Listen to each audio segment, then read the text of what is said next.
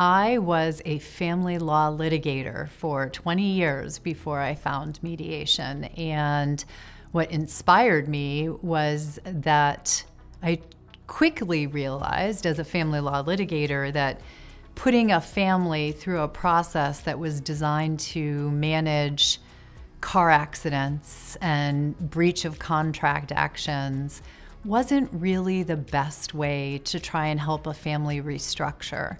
But unfortunately, back in the old days when I went to law school, nobody told me about mediation and alternative dispute resolution. Mediation was the light at the end of the tunnel for me. It's really what helped me to find a way to help families and couples find a better way to resolve and restructure their family through that process. I'm still primarily focused in the family arena.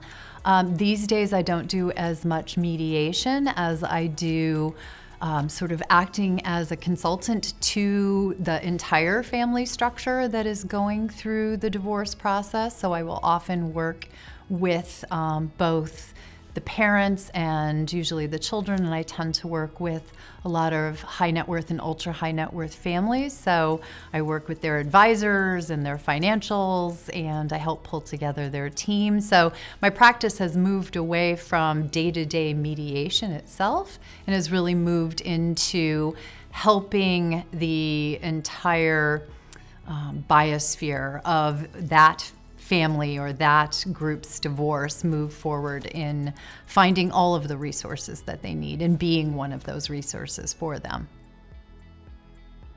I've gone completely from being a litigator, knowing my facts and using those to beat down the opponent and get my client what they want. And I've turned very much into I hope, a curious listener. I think that my style is absolutely much more facilitative, much more from a perspective of if I can give everyone that chance to be heard, to state what their concerns are and really bring their interests to the table, we can almost always find something, some thread that we can pull together between both of them to find common interests that we can move them forward with.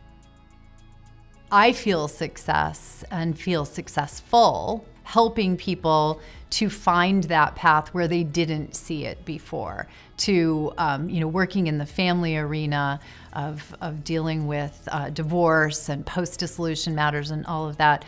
Often I will see people leave the room arm in arm or give each other a hug at the end of that process. And these are two people who are ending a very serious relationship, may have children together, are going to go forward to co-parent. And so when they're able to do that, that's when I feel successful. I have so many things that I do now that mediation and my practice is just a small part of it. So I have the 2 podcasts that I do, and I spend a lot of time doing that, and I really enjoy them. It's interesting when you are an attorney, you don't get to be that creative, really. Hopefully you're not being that creative, right? You're working with the facts and the law. And so I find that the podcasts really let me have a creative space in my life where I can take what I've learned all this time over these many years and put that out in different ways to help people. So I actually spend quite a bit of time doing those, but it's really time that I find to be well spent for me personally.